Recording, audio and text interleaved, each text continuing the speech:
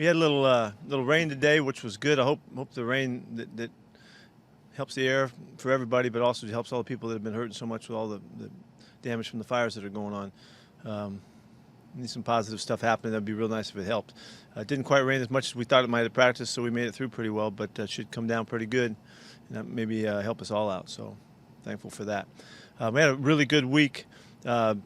Different, in that we're coming home this week and staying here, and a little bit different end of the week for us. So we need to take this new team through that process, and hopefully it'll lead us to a really good focused performance. We need to do a really good job in a lot of areas to play this football game well, and it's been a good week. So excited about it, looking forward to it.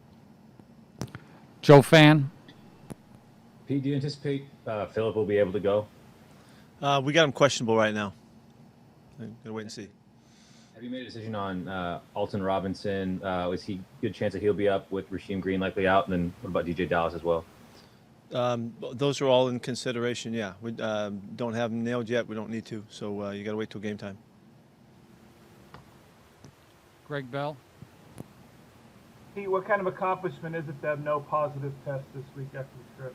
Yeah, it's a really big deal. It's a really big deal in that this is kind of like stage 2 of the process of figuring it out. We figured out camp. Our guys did a marvelous job. All the people that contributed to the process and the procedure to get that done at camp was fantastic. Then we went on the road for the first time. There's a ton of stuff that you got to go through to orchestrate that thing, and we orchestrated where we made it all the way till here we are on Friday with all negative tests again. So that's a major accomplishment. And then this weekend here, with our first chance of being at home and being here in town, that still adds to some new kind of transactions and with where we're going, where we're coming and going, and all that. And that might be transitions instead of transactions. And we've got to make it through that too, and then we won't know till the end of next week if we're able to handle that. So if we can make it through these 3 stages. We're going to be, first off, be really proud of that everybody in the organization figured it out, and the players complied and the coaches complied in fashion. And that will let us know that we know how to do this. And so then it'll just be getting down to the discipline and the care we take to it all the way through the process and see how long we can keep going. Are you surprised? A little bit, yeah. A little bit. We didn't know what to expect, we had a couple indications, baseball happened early, they had some issues. I mean, we haven't made it through here. Everybody's got to get through the first couple of weeks on the road and at home to figure out their process and how it works and fits and all that. But, I think I'm surprised in general that there's so few positive tests happening around the league with all the people that are testing. It does show you, though, that the focus of testing every day it has really, brought our attention to the details that it takes to pull this off, and I think that's a big part of it. Tim Booth. Pete, what is the exact injury with Rasheem? I know it was initially a shoulder, and now it's listed as a neck injury. Yeah, he got a stinger is what happened, and so it's related to shoulder and neck. Okay, and then I know you talked earlier in the week about Cam and sort of his New England using him as a runner.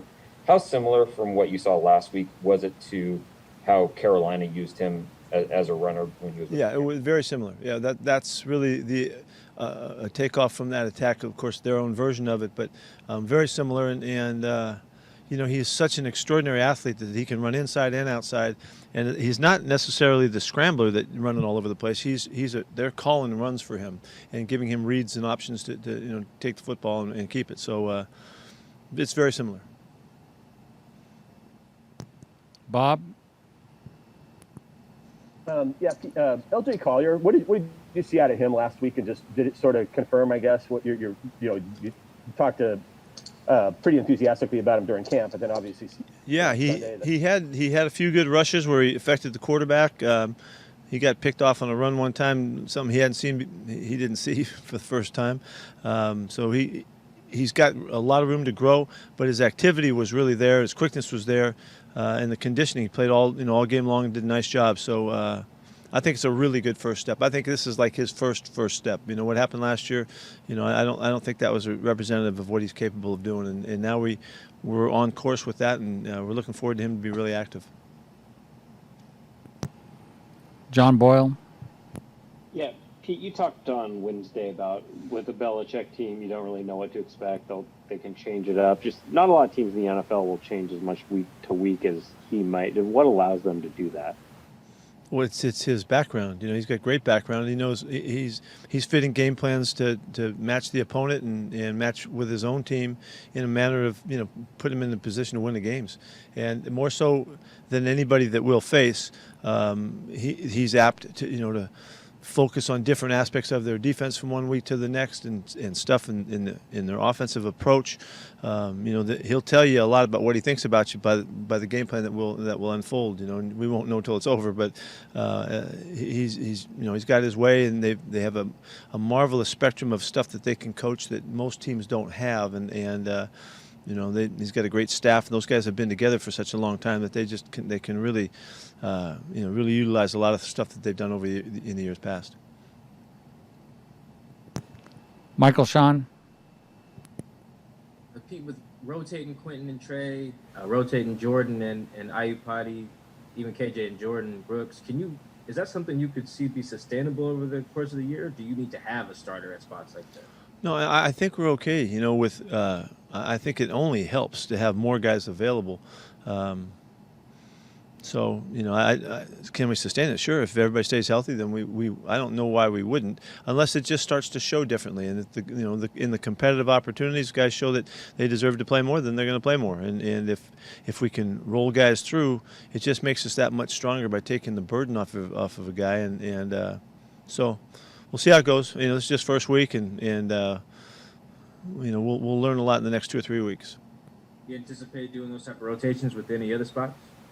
There is a couple things that we can do, and it's good for us across the board if we could. It'll help our football team over the long haul. Somebody said it's not a sprint. It's a long distance race that we're running here. So I don't know what that means. There's no significance to that at all. I don't even think it fits the situation. Curtis. Hey, Pete, are there any areas you think are going to take sizable leaps from week 1 to week 2 as you kind of get into the season here? Like, for instance, say if tackling was a little iffy week 1, if it would lead to week 2, are there areas like that where you could see things kind of across the league even progress as we get into things? You're talking league-wide kind of? Yeah, there wasn't a lot of penalties called in the first week, and I don't know how that will affect what comes up in the next couple weeks, but there was, it was kind of obvious. Teams really practiced really well, and they're really connected to their doing right, and there wasn't a lot of penalties, and so that could affect the outcomes of games drastically if that changes, and we'll see. But I think it's just natural to believe that open field tackling is going to get better. As the guys get more opportunities and they get coached up and critiqued, they should improve. Offenses might be slipping some yardage in there, and that might get a little bit tougher to get here in the next few weeks. Ben. Hey, Pete, how are the guys on the reserve list doing in Colby Parkinson, Rashad, and Darrell Taylor? How have they progressed in the background? They're getting a lot of work. It's a really frustrating time for those guys. For Colby and Darrell, they just want to get out there, and they've never had a chance to play NFL football, and it's really hard on them. For Rashad's doing a really good job. He's really trim and looking good. I would think that he's ahead of schedule for maybe what they could have predicted, maybe middle of the season or something like that. I think he's going to push sooner than that. So it's great to have him. And he's had a great off season under these circumstances, and he looks really good right now. So hopefully we can expect him to be available. Not in the next couple weeks, but not too far off. And with Darrell Taylor specifically, is he on track? I know you in training camp, you said he got kind of behind a bit with, getting into running and stuff, but do you expect him to be, available when he's eligible? I don't know that. I don't know. It's been a tough return. I'm not sure when that, when that time's going to come. He's got, weeks before that, but he's working really hard at it. He cares so much. He wants to get it done. So we'll just have to stick with him. He was running on the ground for pretty hard this week, and so we'll see how he handles all of that. I can't tell you though. Art. Pete, Lamar Jackson last year gave you and many teams a real hard time with his running. Can you describe how alike and how different he is, his style from Cam Newton? Yeah, it seems like Lamar is looking more to run, from plays that break down. They've got designed plays for him, but he seems he really can tear you up. When he drops back to pass and doesn't see what he wants and then takes off scrambling, he's had a lot of yards that way. Cam is more, he's a big guy in the pocket. He's looking to throw the football and can stand in there tough and isn't as likely to take off in those situations. They both have design runs that are organized. It seemed like Cam had more in his first game. We'll see what happens. I don't know. I don't have a number to compare to, but Lamar had such an explosive season in so many big plays. That they were a lot of that was on true scrambles. More so than just the designed runs. Masvita, last question. Fair enough. Hey, Pete, how would you rate Cam's downfield accuracy? Because we talk about his running and all that, but just his ability to get the ball downfield.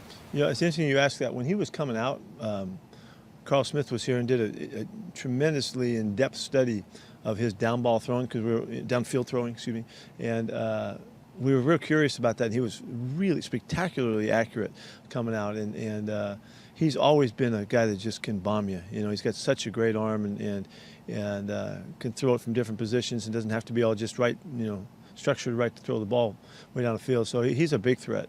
In this first game, they didn't do a lot, but that's not how we're thinking. We're thinking he can use the whole field, and we'll be prepared for that. Joe? Sorry, Pete, one follow-up on Taylor. You guys had him in the building before everything shut down.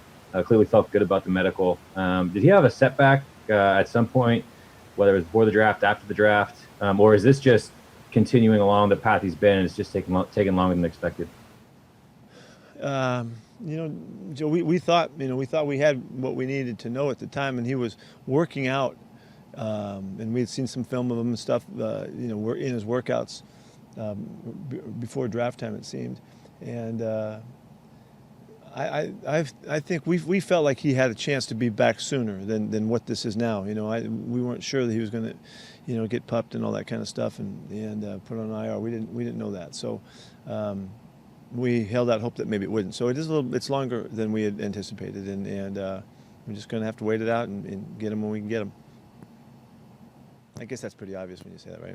We can't get them before we can get them. So I don't know if this was my best performance for you guys today, but it might be because I'm so excited to be playing at home. That might be it. But what I'm really excited about is how are the fans going to celebrate if and when we score a couple touchdowns and get going in this game, make a couple big plays on defense. I want to know how they're going to celebrate. So I'm hoping that they're going to send us all kinds of information, the creative ways that they were having fun watching their Seahawks this weekend. So I might be a little distracted by that, Art, if you were wondering. Them kind of caught up in the activity of the fans, the 12s and all that.